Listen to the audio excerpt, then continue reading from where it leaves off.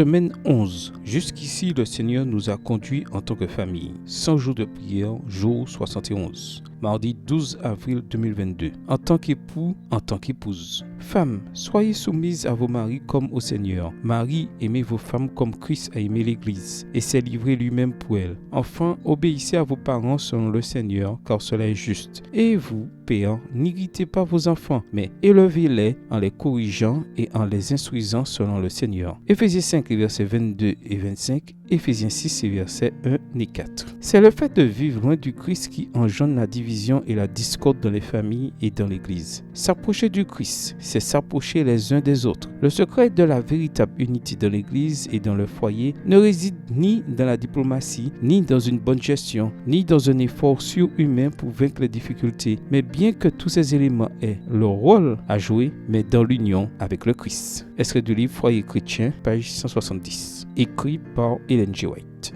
Question venant du fond du cœur. Votre conjoint et votre famille sont des personnes dans votre vie envers lesquelles vous avez un devoir solennel, les aimer, les soutenir et les amener à une relation joyeuse et aimante avec Jésus. Voulez-vous vous engager aujourd'hui à prodiguer à votre conjoint et à votre famille la même grâce, le même pardon et le même amour que Jésus vous a témoigné? Souhaitez-vous être un leader spirituel pour votre foyer? Demandez aujourd'hui à Jésus de vous permettre d'approfondir votre marche et votre union avec lui, afin que vous puissiez être un meilleur reflet de lui pour votre conjoint et votre famille. Prions. Prions pour nos conjoints, nos parents, nos enfants, nos frères et sœurs et notre famille élargie. Prions pour qu'ils connaissent le Seigneur Jésus-Christ. Prions pour que nous soyons le conjoint, les parents, les frères et sœurs et le fils ou la fille que le Christ veut que nous soyons. Prions pour les couples qui font partie de notre famille afin qu'ils aient une relation avec Jésus pour qu'ils aiment, soutiennent et pardonnent comme Jésus pardonne. Prions pour les couples de notre quartier, de notre église, pour qu'ils aient une union plus profonde avec Dieu, une relation d'amour les uns avec les autres. Prions pour que les membres de l'église au Costa Rica comprennent que l'église adventiste du 7e jour est un mouvement prophétique avec un message prophétique auquel le ciel a confié une mission prophétique très spéciale et que le moment est venu de briller pour la gloire de Dieu. Amen. Que le Seigneur vous bénisse.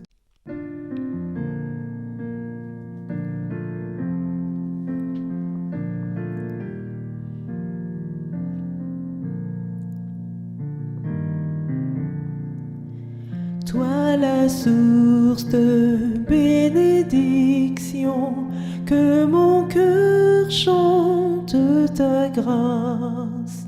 Sans se lasser, ta compassion nous pousse à chanter ta gloire.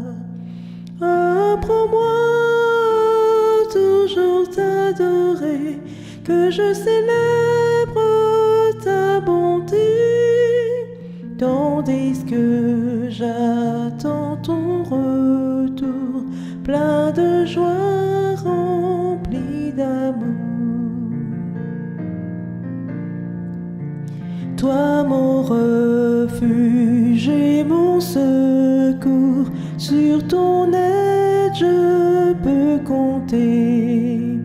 Et j'espère sans aucun détour vivre un jour l'éternité.